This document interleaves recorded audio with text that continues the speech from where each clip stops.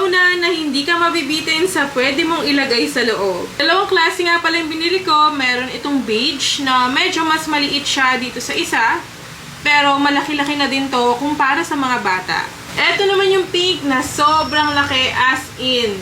For reference, ito yung 500 ml na microwavable tub. Yan yung madalas nakikita natin sa mga nabibili nating mga pagkain. Yan, 500 ml. Ito naman yung mas maliit natin na baunan. So, ito yung laki niya. Ayan. Diba? Mas malaki talaga to kahit na mas maliit siya kumpara dito sa kulay pink. Pero for reference, ganyan yung kanilang difference. Sobrang ganda nito sa loob. Pagbukas mo, ganito siya. Ayan. Dito sa taas, meron na siyang kasamang utensils na kutsara at tinidor. At meron din siyang stainless na lalagyanan ng sabaw. O, diba? Panalong panalo. Stainless na yan, kaya hindi kakapit yung amoy ng ulam.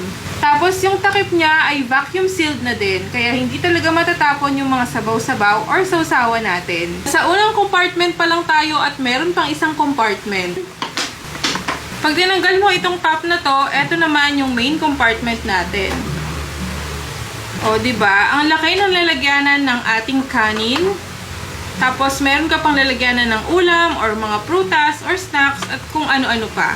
Pwede sa mga bata at pwede rin sa adults. Meron nga din palang iba't ibang kulay ito, pero dahil for the aesthetic tayo, ito yung pinili ko, yung brown and beige. Ito naman yung isa na napakalaki din. Tumbas nga siya ng dalawang microwavable tub. O, diba? Napakalaki. Meron din siyang compartment sa taas na lalagyanan ng mga utensils at free na din yung utensils dito. Dito, pwede mo siyang buksan para lalagyanan ng kutsara at tinidor. Kasama na din yung kutsara at tinidor kapag binili mo to. Meron din itong butas dito na pasingawan ng ating ulam kung mainit pa at para hindi masyadong mag-moist sa loob. Meron nga ding pasingawan dito sa kabila.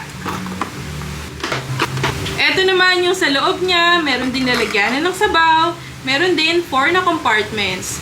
Pwede mo nga rin tanggalin ito kung wala ka namang sabaw na baon. Ayan, pwede mo siyang hihiwalay. Pwede mo rin gamitin to kapag hindi mo Pwede mo rin gamitin to kung hindi mo naman kakailanganin yung lalagyan ng sabaw.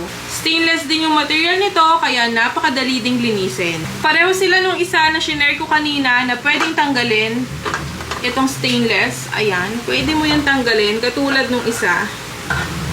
Pwede silang matanggal para mas madali yung paglilinis. O kaya, pwede mong lagyan ng mainit na tubig itong lalagyan sa ilalim para makip niya yung warmth sa inyong mga ulam at kanin. Di wow. Lincoln Yellow Basket!